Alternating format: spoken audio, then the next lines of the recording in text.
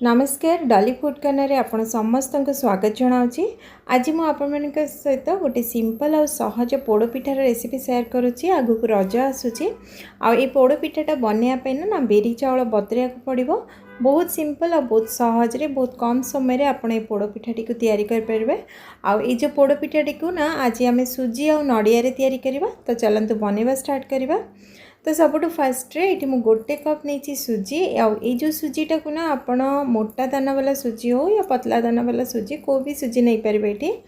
तापर ये जो आपण कप ग्लास ताटिया जोटा भी आपण सिलेक्ट कर दिंतु मेजरमेंट पे आ से हिसाब रे बाकी सब मेजरमेंट नेबे। तो मुझे गोटे कप सुजी नहीं आते गोटे कप क्षीर ऐड करदे।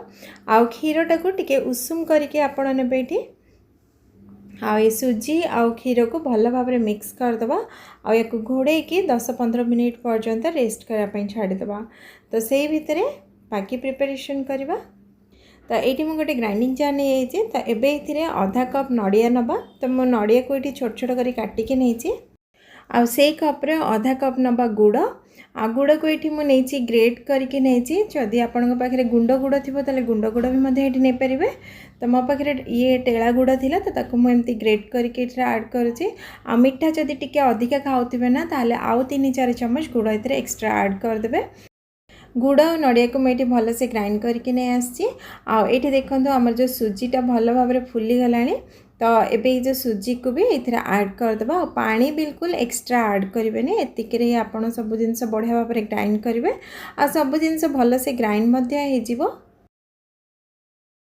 एबे याकू से जगह जो जगह सुजी को बतरेकी रखी ना से आउ थे ऐड करदे।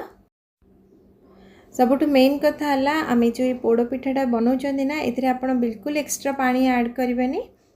तो आपणकर जो पोड़पिठाटा पूरा परफेक्ट बनब। एबे ये 1/4 कप नहीं जीवा अटा। आपण अटा जगह चाउल गुंड नहले मैदा मध्य व्यवहार करेंगे। एबे ये गोटे चम्मच देदेबा पानमौरी। आ 2 बड़ा चम्मच नड़िया को काटिकी रखी छोट छोट करके ऐड करदे। आधा चम्मच गुजराती गुंड ऐड करदे। आ गोटे बड़ चम्मच घी ऐड करदे। जदि आपन को घी पसंद आसुन ताले आपण ये गोटे बड़ चम्मच तेल ऐड करेंगे। आ 2 चुटकी ये लुण ऐड करदे। बेसी नहीं 2 पिंच ऐड करेंगे लुण। ये सब जिनस को भल भाव में मिक्स करदे। आगे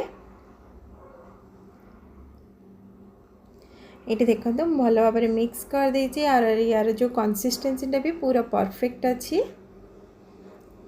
आठी मोटे केक टी नहीं जाइए। आपण कौन भी को जगह नहीं पारे रसर को भी जगह नहीं पारे। आउ भल से ग्रीस करदे तेल कि घी। तो मुझे बटर पेपर यूज करदी आप बटर पेपर यूज करने को चाहून ताहले आपण ये खली पत्र ना कदली पत्र देकी आपण ये पोड़पिठाटी को बन पारे। आपण ये कदली पत्र ना खली पत्र रे केक टीन को भल से सेट करदे। तापरे घी कि तेल को भल से ग्रीस करके आपण पिठा को बन पारे। आउ एठी गोटे प्रेशर कुकर नहीं से आधा कप लुण ऐड करदे। आभा जदि कौन स्टाण्ड थी तो स्टाण्ड ये देदेवे ना कौन ताटिया कि प्लेट को उल्टा करके रखीदे। आउ जो प्रेशर कुकर जो गैसकेट ना सेटा को बाहर करदे। एबे याकू प्रीहीट करने छाड़ीदे 10 मिनिट पर्यंत हाई फ्लेम रे। एबे आमे ये जो बैटर बने के रखी ना से गोटे पाउच इनो ऐड करदे। आउ इनो को भल भाव में एक्टिवेट करने ये 2 चम्मच पानी ऐड करदे। आउ या को बिल्कुल हल्का हाथ रे मिक्स करवा।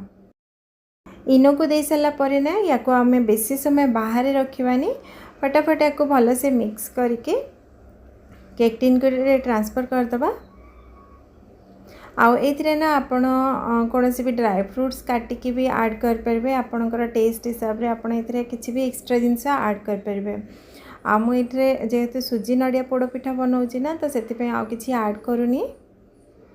आम भल से मिक्स हो तब या केक टीन ट्रांसफर करदे।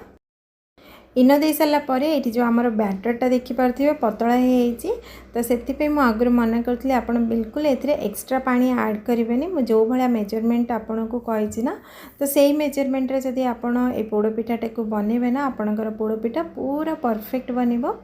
एबे केक टीनटा को टिके टैप करदे। जहाँ भी एक्स्ट्रा एयर बबल थी पूरा बाहरी जीव। एबे ये पोड़ पिठा को नड़िया रे सजे दबा आपण एठी आपणक पसंद हिसाब रे सजे पारिबे। तो ये आमर पोड़ पिठा पोड़िया पे रेडी है आमर जो प्रेशर कुकर भी भल से प्रीहीट है। एबे को लो फ्लेम रे 60 मिनिट पर्यंत 55 रु 60 मिनिट पर्यंत आम पोड़िया छाड़ीदबा। आठी पाखापाखि गोटे घंटा हो आमर जो पोड़ पिठाटा पूरा भल भाव पोड़ी है। आम ये गोटे टूथपिक पूरे की देखा ये देखते ये पूरा क्लीन आसूची। तो आमर पिठा भल से पोड़ी है। तो एबे या बाहर करदबा और या पूरा ठंडा हवापाई छाड़ीदबा। ये देखूँ आमर ये पिठाटा पूरा परफेक्ट बनी। एबे या पूरा ठंडा करने छाड़ीदबा। आठी आमर जो पिठाटा पूरा ठंडा हो सारा। ये देखो पिठाटा ठंडा हो सारापर ना यार जो साइड रे भी मतलब ये छाड़ी सारा। तो या उपरे गोटे प्लेट रखीदबा। प्लेट रखिकी पिठा को आम बाहर करदबा एमती ओल्टे की टिके टैप करदबा। और धीरे से आम पिठाटी को बाहर करवा। ये आपड़ टेक्सचर जानीपे आमर जो पिठाटा केते बढ़िया भाव में पोड़ी है।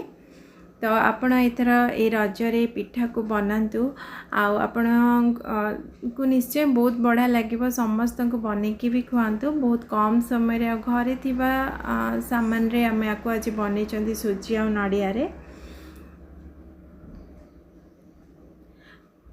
बनई सारापर आपणकर पिठा केमती बनला मो सहित निश्चय शेयर करेंगे।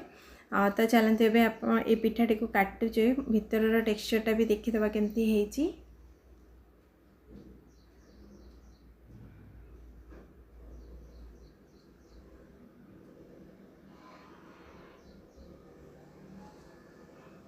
ये देखो पिठाटा आमर बढ़िया से पोड़ी है। मु भांगिकी देखा देखो बहुत सॉफ्ट है पूरा जालीदार है। खावाई बहुत बढ़िया लगे पिठाटा।